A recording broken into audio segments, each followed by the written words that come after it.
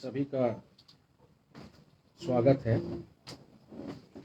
आज एक अत्यंत ही गंभीर विषय पर ये प्रेस वार्ता का आयोजन किया गया है। मेरे दाएं में जो महिला बैठी हैं, श्रीमती सुमित्रा बाई मरकाम, इनके पति ने कोंडागांव जिले के मारंगपुरी गांव में 2 दिसंबर को खुदकुशी कर ली थी।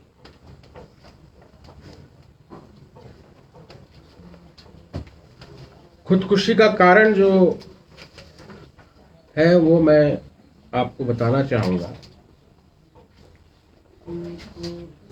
पिछले वर्ष स्वर्गीय धनीराम मरकाम जी, जो एक किसान थे,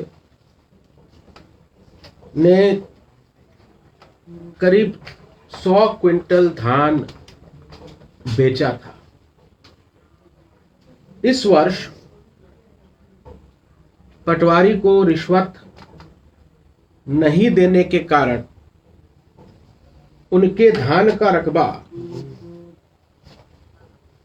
11 क्विंटल कर दिया गया। 100 क्विंटल से सीधे 11 क्विंटल। उन्होंने सरकार से गुहार लगाई न्याय की, लेकिन जब उनको न्याय नहीं मिला तो उन्होंने खुदकुशी कर ली। हमारी पार्टी ने कोंडागांव जिला अध्यक्ष श्री नरेंद्र नेताम जी, जो मेरे पीछे खड़े हैं, ये पूर्व में कोंडागांव जिला पंचायत के अध्यक्ष भी रहे हैं, की अध्यक्षता में जांच दल का गठन किया गया।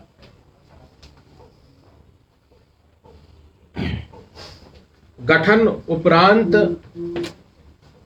सरकार के द्वारा एसडीएम से जांच कराई गई।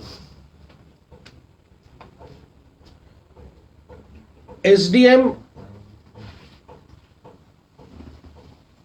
ने जो अपनी जांच रिपोर्ट प्रस्तुत की है, उसके प्रमुख अंश मैं पढ़ना चाहूंगा। मृतक धनीराम के पुत्र की मृत्यु 2 वर्ष पूर्व हो गई थी, जिसके संबंध में मृतक की पत्नी,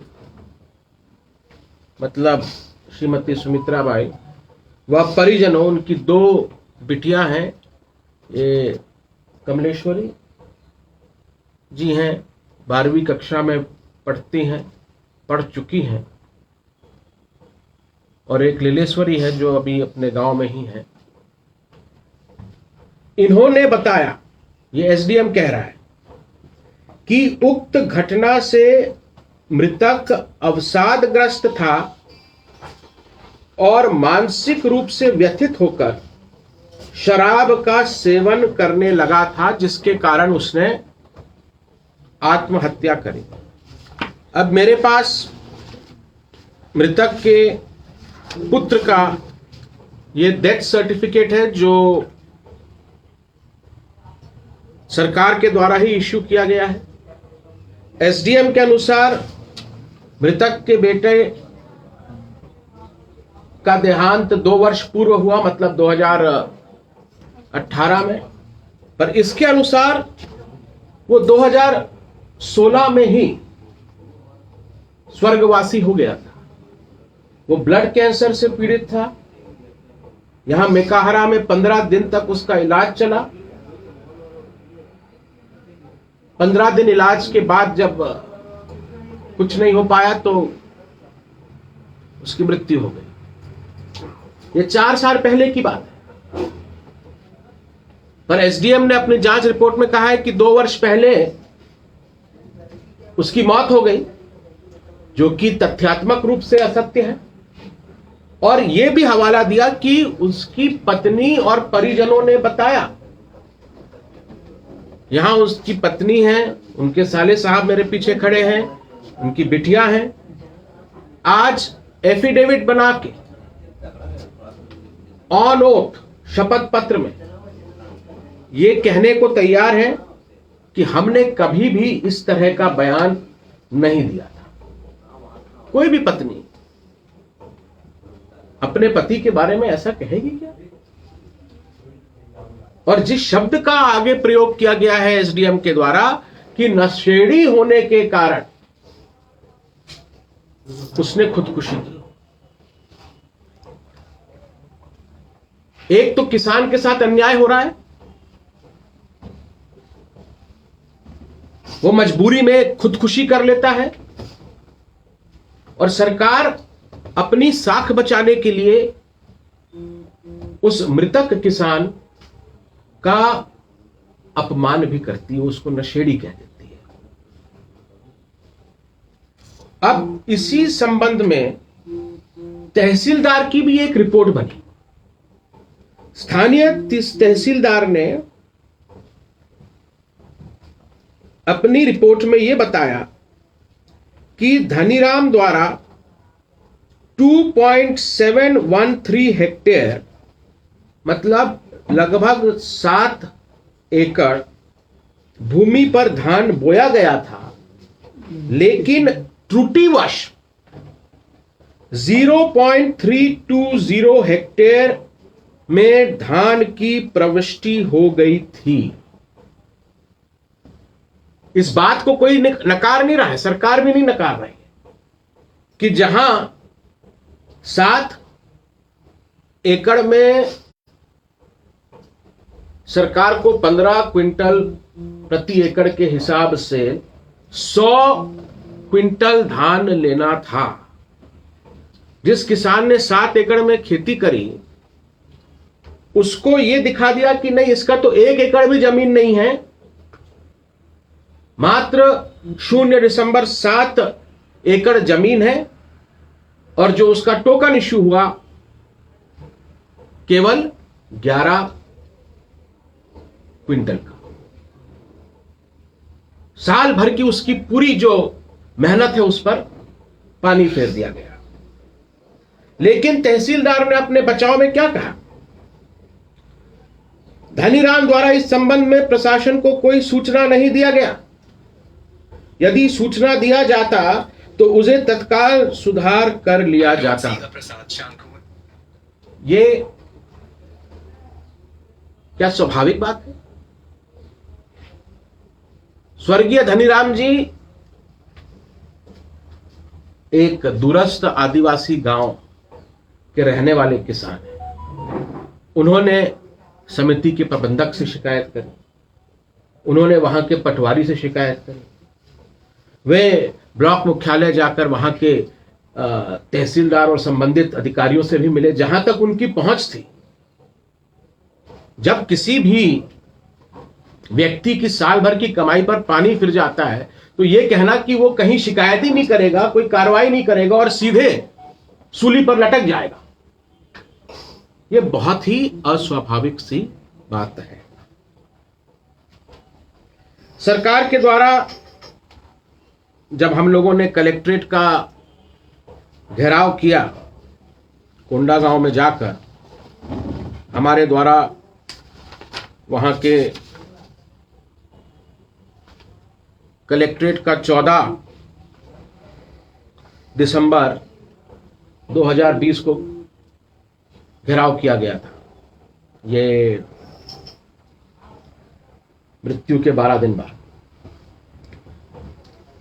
तो उन्होंने वहां पर मुझको एक रिपोर्ट सौंपी जिसका मैं उल्लेख कर चुका हूं, और इसमें कार्रवाई क्या क्या की गई। पटवारी द्वारा की गई लापरवाही के कारण उसे तत्काल प्रभाव से निलंबित किया गया। दूसरा, संबंधित तहसीलदार को कारण बताओ नोटिस जारी किया गया। अब उसके आगे क्या हुआ? कोई कार्रवाई नहीं हुई। और जिले में इस प्रकार की और घटनाएं ना हो, इसके लिए निम्नांकित प्रयास किया जा रहा है, जिसके अंतर्गत किसानों के लिए हेल्पलाइन नंबर 1-800-233-3663 जारी कर नोडल अधिकारी नियुक्त किया गया है। 24 घंटे किसानों की समस्या का निराकरण किया जाएगा और आगामी 3 दिवस के भीतर धान के रकबा में कमी व पंजीयन संबंधी समस्याओं को संकलित करने हेतु सभी पटवारियों को निर्देशित किया गया है। हेल्प नहीं करी सरकार ने, किसी भी प्रकार की मृतक परिवार को हेल्प नहीं की गई। एक हेल्पलाइन नंबर जरूर उन्होंने जारी कर दिया।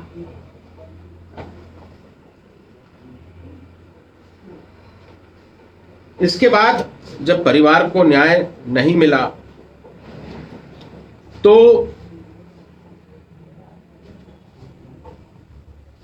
9 फरवरी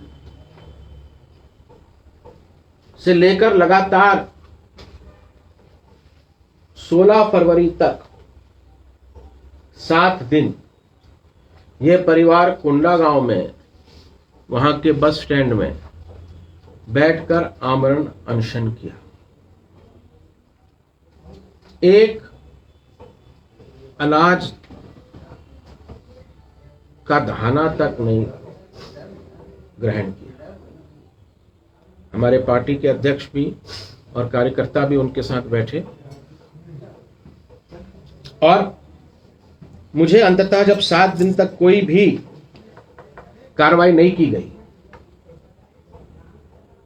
तो उनको गुजारिश करनी पड़ी कि आप लोग अब और कष्ट ना दें अपने आप को। इस महिला के साथ क्या कुछ नहीं बीती है। 4 साल पहले अपने इकलौते पुत्र को खो दिया, 2.5 महीने पहले अपने पति को खो दिया।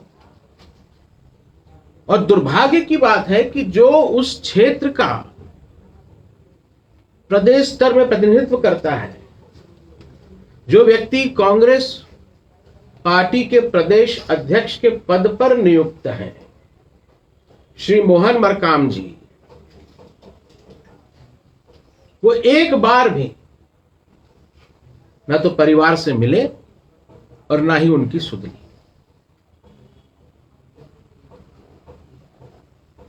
ये मुरिया गोंड समाज के हैं।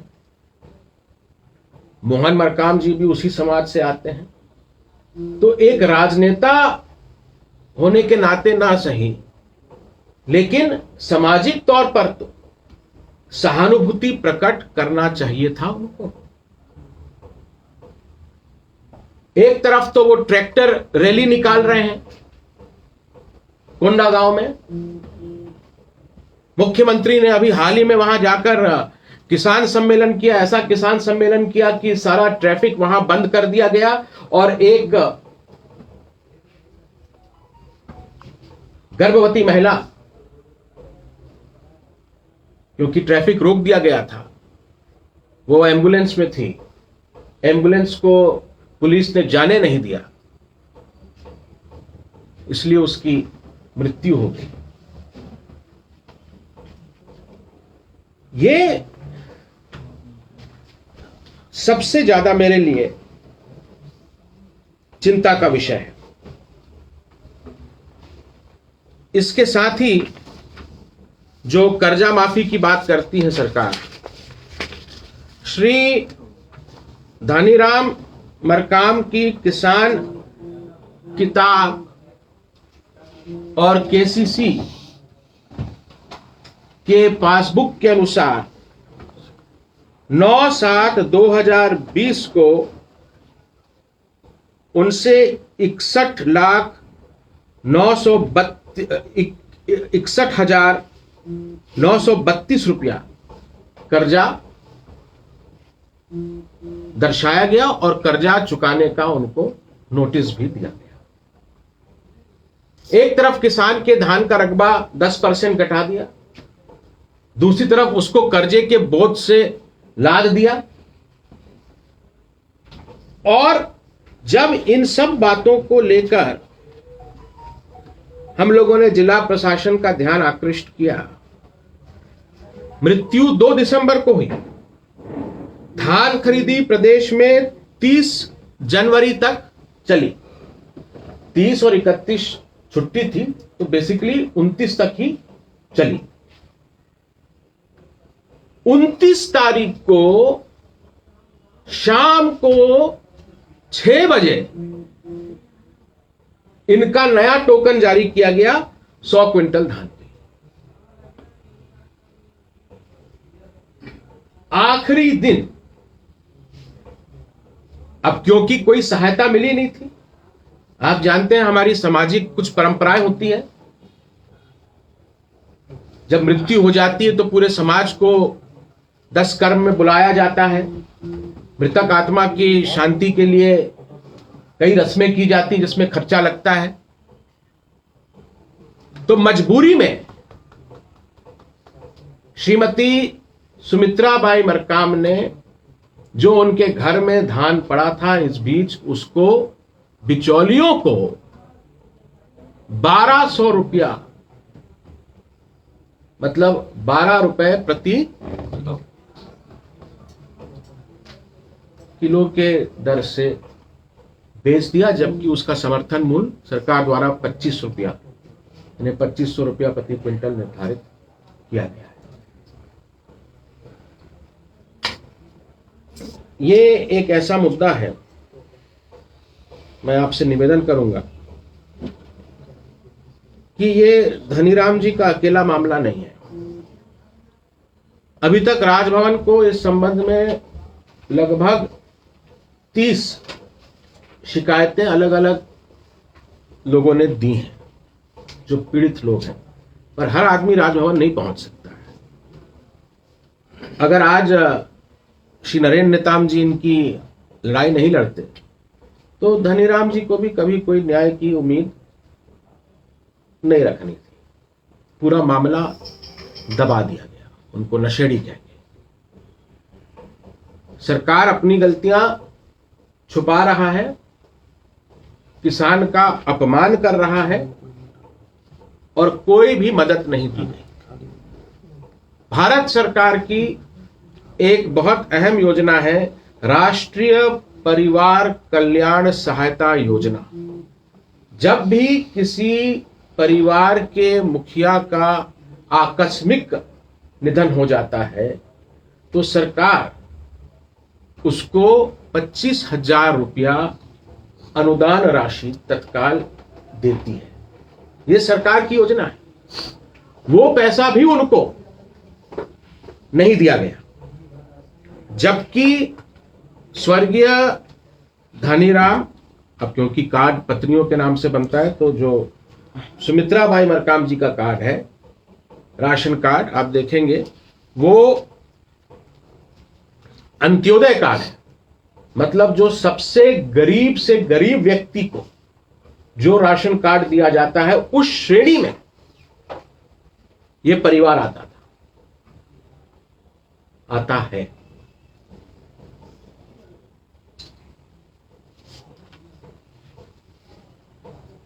ये जो मामला है इसको हम लोग आगामी विधानसभा सत्र में उठाएंगे। जिन लोगों ने लिपापोती करने की, स्वर्गीय धनीराम मरकाम की स्मृति का अपमान करने की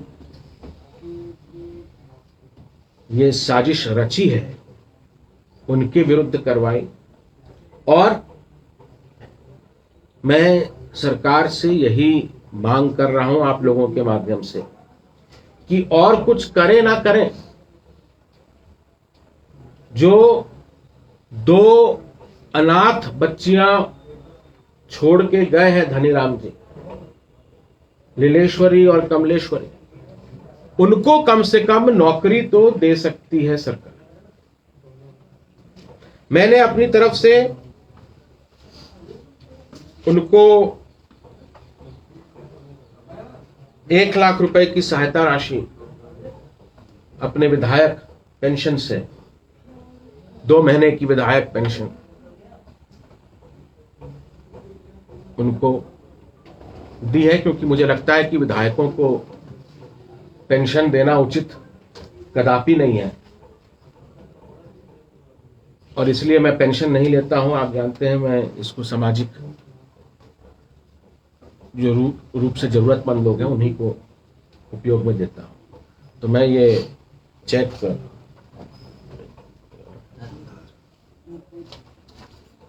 श्रीमती सुमित्रा मरकाम को दे रहा हूं। ये उनके पति की पूर्ति तो नहीं कर पाएंगी, पर कम से कम कुछ तो सहायता उनको समाज की ओर से हम लोग दे पाएंगे। यही हालत पूरे छत्तीसगढ़ में लगभग सभी जगह किसानों की हो रखी है, और इस पर हमने विशेष रूप से जांच दल का गठन करने का निर्णय लिया है, क्योंकि जो 92 lakh metric ton 92 lakh metric ton की खरीदी का सरकार दावा कर रही है, वो मुझे आज भी पूरा यकीन है कि सरकार ये दस्तावेज प्रस्तुत कर देगी कि हमने तो धनीराम जी के नाम से 100 क्विंटल वाला टोकन इश्यू किया था और उसे खरीद भी लिया। क्योंकि ये जो धान गया है, एक तो विलंब से धान खरीदी चालू की गई 1 महीना। किसानों को रबी फसल अगर उगानी थी, जो किसान रबी फसल अब ले रहे हैं, उनको बीज के लिए, खाद के लिए, कीटनाशक के लिए आवश्यकता 1 नवंबर को पड़ती है। मेरे पिताजी ने जब 2001 में धान खरीदी शुरू करी तो उन्होंने 1 नवंबर की तिथि निर्धारित की थी, क्योंकि उस समय धान कटता है, तैयार रहता है, और किसान को उस समय पैसे की जरूरत भी रहती है। 1 महीना बाद लेने के कारण किसान को मजबूरीवश, जैसे कि धनीराम जी को, उनके परिवार को, इसे बिचौलियों को बेचना पड़ता है। और क्योंकि जो धान खरीदी की प्रक्रिया इस बार चली है, किसानों को खुद से, इसके पहले जो सोसाइटियां थीं वो बारदाना सप्लाई करती थी, वो बोरा सप्लाई करती थी। इस बार बोरे की जो उपभोग है उससे 70% कमी होने के कारण सरकार ने ये बोरा लेने का बोझ किसानों पर डाल दिया, और किसानों को जो 10 रुपये का, 12 रुपये का बोरा है वो 40 रुपया में खरीदना पड़ा। इसमें भी बड़ा घोटाला हुआ है, और यही कारण है कि आज मैं दावे के साथ कह सकता हूं कि जो 92 लाख मेट्रिक टन सरकार ने धान खरीदा है, वो किसानों के नाम पर जरूर खरीदा है, पर बिचौलियों को उसका सीधे सीधे लाभ गया है। किसान को तो अभी भी 1200 रुपया ही, जैसे सुमित्रा बाई मरकाम जी के हाथ में कितना आया, 1200 रुपया है। 2500 रुपया तो जिनको इन्होंने वो धान मजबूरीवश बेचा उसको मिलेगा। तो इस पूरे मामले की जांच होनी चाहिए। जब सरकार खुद स्वीकार कर रही है कि त्रुटिवश हर साल जो आदमी 7 एकड़ खेती कर रहा है, 100 क्विंटल धान बेच रहा है, इस साल ऐसी त्रुटियां हो गई कि वो सीधे उसको आपने 1 एकड़ से कम का किसान बता दिया, एक जीरो गायब ही कर दिया, 110 से सीधे 11। तो मैं आप सबसे यही आग्रह करूंगा कि एक तो जिन लोगों ने फर्जीवाड़ा किया है, कवर अप करने की कोशिश करी है, उनके विरुद्ध कार्रवाई होनी चाहिए, ताकि दोबारा इस तरह छत्तीसगढ़ के किसानों का अपमान न किया जाए, उनको नशेड़ी और शराबी कह के उनकी मेहनत पर पानी ना फेरा जाए। और दूसरा, मृतक की दोनों बेटियों को सरकार नौकरी दे सकती है, आंगनवाड़ी में दे सकती है, मितानिन बना सकती है। कई नौकरियां हैं सरकार के पास, मुझे बताने की जरूरत नहीं है। कलेक्टर अपने स्तर पे कर सकते थे, उन्होंने क्यों नहीं किया, यह समझ से परे है। और तीसरा कि ये जो पूरा साजिश रची गई है, उनको अपमानित किया गया है, जो धनीराम जी के साथ अन्याय हुआ है, हम मांग कर रहे हैं कि सरकार इस परिवार को 25 लाख रुपया मुआवजा दे। तो इन 3 मांगों को लेकर हम विधानसभा में भी इस बात को रखेंगे, ध्यान आकर्षण के माध्यम से, स्थगन के माध्यम से। बजट पे जब चर्चा होगी तब भी इस मामले को उठाया जाएगा और हम धनीराम और धनीराम जैसे प्रदेश के हजारों किसानों को न्याय दिलाने के लिए ये लड़ाई जारी रखेंगे। साथ ही एक महत्वपूर्ण मैं जानकारी आपको देना चाहूँगा कि अब सरकार के 2 साल का कार्यकाल पूर्ण हो गया है। हमारे गठबंधन को पिछले चुनाव में 7 सीटें मिली।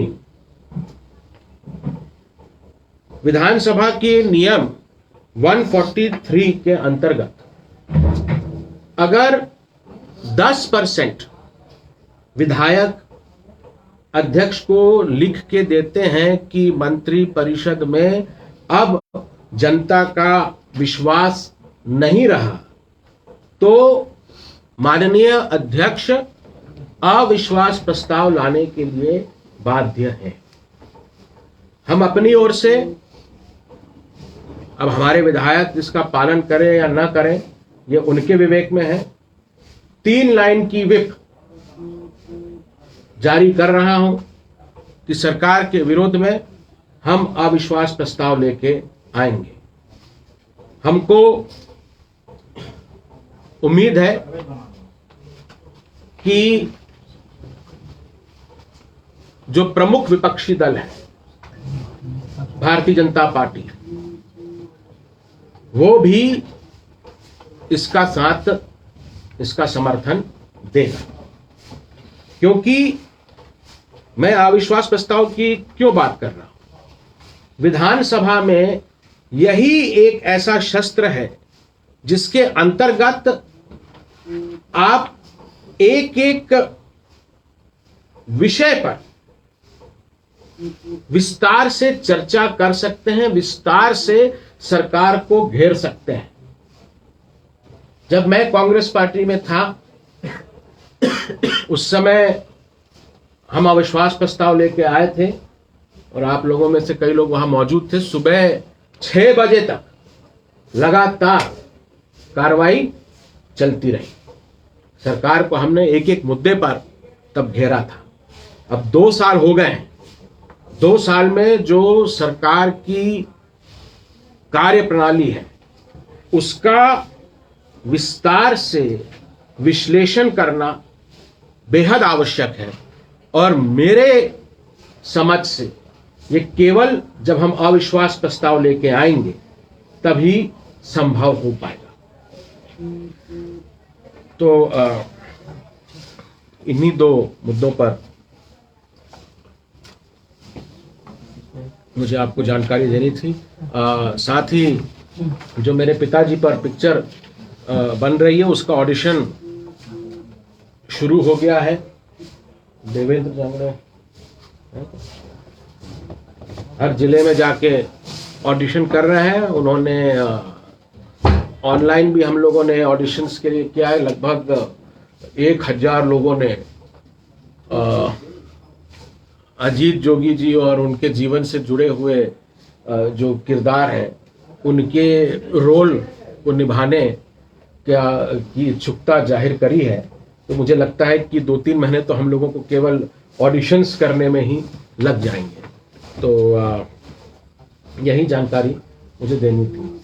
हमने ये बताया कि लगभग 1000 लोगों ने आपको ऑडिशन के लिए रिक्वेस्ट किया है और ऑडिशंस चालू हो गए हैं। अभी कौन से जिले में? पहले रायपुर में पहले भी है, कल है। रायपुर में कल है।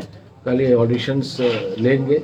जोगी जी और उनसे जुड़े हुए जितने भी पात्र हैं, इसमें हमारे छत्तीसगढ़ के लगभग सभी प्रमुख नेता आ जाते हैं, सभी का ऑडिशन किया जाएगा। आप लोग कहाँ कर रहे हैं ऑडिशन? बंजारी गुरुकुल स्कूल जो है, बंजारी गुरुकुल स्कूल में कल ऑडिशन रायपुर से 10 बजे से किया जाएगा। अमित जी, आपसे सवाल है। आपने कहा कि सरकार की हेल्पलाइन नंबर पर जो है किसानों को हेल्प नहीं मिल पाता, तो क्या आपकी पार्टी कोई ऐसा हेल्पलाइन नंबर जारी करेगी जिससे आपका सीधा संवाद किसानों से होगा, जो किसान को तकलीफ होगा वो आप लोगों से संपर्क कर पाएंगे? मुझे ये बताने में खुशी हो रही है कि मैंने जो मेरे पिताजी का पूर्व नंबर था, जिस नंबर को वो इस्तेमाल करते थे 9425203333, उसको बंद ना करके उसे हेल्पलाइन में तब्दील कर दिया है। और उसमें जो भी फोन आता है उसमें जो भी समस्याएं बताई जाती हैं उसका हम लोग पूरा प्रयास करते हैं। और क्योंकि समस्याएं बड़ी छोटी छोटी समस्याएं रहती हैं, कोई बड़ी इतनी समस्या यहाँ के लोगों को, जो गरीब लोग हैं खासकर, उसको कोई बड़ा टेंडर तो चाहिए नहीं, कोई बड़ा पद तो चाहिए नहीं, वो तो अपने रोटी कपड़ा मकान के लिए ही संघर्ष करता रहता है। तो इस तरह की समस्याएं आती हैं और हम लोग उसका त्वरित निराकरण भी करते हैं। कई लोगों को इससे मदद मिली है। पापा के जन्मदिन के दिन मैं आपको डेटा सहित कि कितने लोगों ने कि कहाँ का फोन किया, क्या क्या विभागों की क्या समस्या आई, इस आधार पे हम लोग एक तरह से हर विभाग और हर जिला प्रशासन का भी मूल्यांकन कर रहे हैं कि कितने इफेक्टिव हैं। अभी जैसे मैं देख रहा हूं कि पिछले 3-4 दिनों से ज्यादा जो समस्याएं आ रही हैं मुंगेली जिले से आ रही हैं। वहां कई किसान हैं जिनका धान नहीं लिया गया, टोकन लेके भी बैठे हैं पर उनका ध्यान नहीं लिया जा रहा है। तो इस तरह से प्रदेश भर से समस्याएं आती हैं और कहीं ना कहीं मुझे लगता है कि जब ये जानकारी भी धनीराम जी की आत्महत्या की जो जानकारी है उसमें पहली कार्रवाई हम लोगों के द्वारा की गई, क्योंकि ये हेल्पलाइन एक तरह से सक्रिय है। शायद किसने जानकारी उस समय मुझे दी या नहीं मुझे याद नहीं है, पर आप लोग पहले थे ना जो वहां पहुंचे मारनपुरी में। जी, एक छोटा बाइट दे दीजिए।